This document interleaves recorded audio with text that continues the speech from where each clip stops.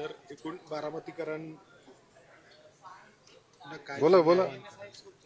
नाही, मी बारामतीकरांना हेच आवाहन करेन की बारामतीकरांना माहिती दादांनी बारामतीसाठी काय केलं आणि त्याच्यामुळं एक दादांना श्रद्धांजली म्हणून आपण मतदानाला या. जे रेकॉर्ड राष्ट्रपती पार्कवर किंवा 2,70,000च्या पुढे काय वाटतं तुम्हाला कसं रेकॉर्ड होणार या सगळ्या आता ते समजेल ना, आज बोलून काही उपयोग नाही. झालं तर चांगली गोष्ट आहे की बारामतीकरांचं जास्तीत जास्त प्रेम दादावर दिसून येईल की प्रत्येकजणी आपलं जे काय वातावरण झालं होतं, जे अचानक घडले आणि त्याच्यामुळे बारामती जी शॉकमध्ये आहे, तर ते मतदारांना वाटतंय की जाऊन आपण शेवटचं दादांना श्रद्धांजली द्यावी. निवडणूक बिनविरोध होऊ शकले नाही. जे काही अपक्ष उमेदवार आहेत, पार्थ पवारांचं म्हणणं होतं की त्यांच्या मागण्या काहीतरी वेगळ्याच होत्या, त्यामुळे त्या सगळ्या उमेदवारांची माघार होऊ शकली नाही. नाही, कारण मी कुठल्या उमेदवाराशी बोललेलो नाही. त्याच्यामुळं आता तुम्ही पण समजू शकता, असतील काही काही लोकांच्या मागण्या. दुसरा एक विषय होता, रोहित पवारांना काल क्लीन चिट मिळाली, त्यांच्यावरती मध्यंतरी जे काही आरोप झालेले आहेत, बर, तर त्या संदर्भामध्ये क्लीन चिट मिळाली, तर काय तुम्ही म्हणाले? चांगलं आहे. जे काही योग्य होतं ते घडलं त्यांच्या दृष्टीने.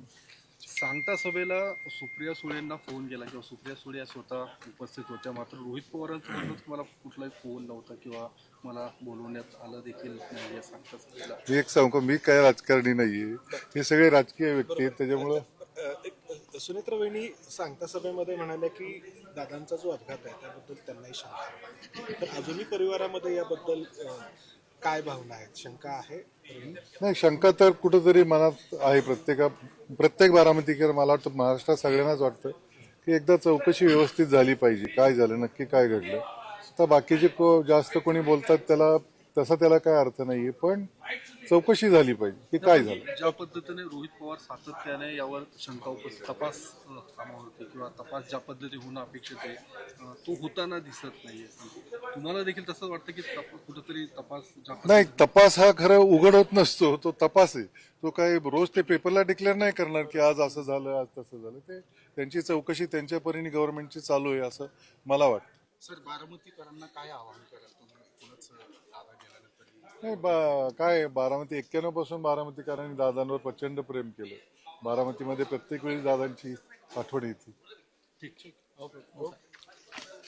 आपण पाहतो की पवार कुटुंबातील सदस्य आता मतदानासाठी या ठिकाणी पोहोचलेले आहेत आणि थोड्याच वेळात आता सुनेत्रा पवार सुद्धा या ठिकाणी पोहोचतील आणि मग मतदान ते करणार आहेत. खरं तर अतिशय भावूक क्षण हा पवार कुटुंबियासाठी आहे आणि त्यामुळे जास्तीत जास्त मतदान व्हावं हीच अजित पवार यांना श्रद्धांजली असेल अशी प्रत्येकाची भावना आहे आणि त्यामुळे आता मतदान कशा पद्धतीचं होतं हे पाहणं महत्वाचं आहे. इथे आपण समोरच्या बाजूला पाहतोय की तयारी अंतिम टप्प्यात आहे. सगळे पदाधिकारी कार्यकर्ते हे सुनेत्रा पवार यांची वाट पाहत आहेत आणि अवघ्या काही क्षणामध्ये सुनेत्रा पवार या ठिकाणी पोहोचतील. त्यांच्या सोबत पार्थ पवार देखील असणार आहेत. त्यांचं सुद्धा मतदान या ठिकाणी आहे आणि ते आल्यानंतर इथं मतदान होईल. खरं तर पवार कुटुंबीय हे सगळ्यात सुरुवातीला मतदान करतं आणि त्यानंतर इतर मतदार आहेत ते मतदान करताना आपल्याला वेळोवेळी पाहायला मिळालेले आहेत आणि त्याच पद्धतीने आता सुनेत्रा पवार सुद्धा या ठिकाणी मतदानाला पोहोचणार आहेत. जवळपास 3,84,000 मतदार आहेत. त्यामुळे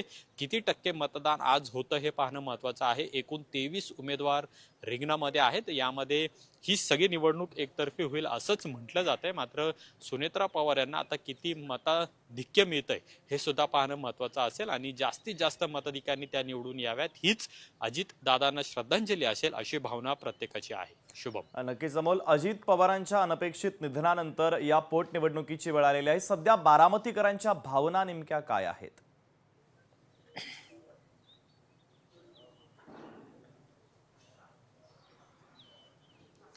खरं तर प्रत्येक बारामतीकरांना वाटतंय की अजित पवार यांनी जे काम या ठिकाणी केलेलं आहे, जो विकास केलेला आहे, त्याच पद्धतीने मतदान देखील व्हावं. पुढे आपण पाहतोय की आता गर्दी वाढू लागलेली आहे. कार्यकर्ते सुद्धा मोठ्या संख्येने या ठिकाणी पोहोचलेले आहेत आणि आता सुनेत्रा पवार या देखील या ठिकाणी पोहोचतील आणि मतदान आहे ते सुद्धा होणार आहे. लोकशाही मराठी ऐका, पहा, जागरूक रहा.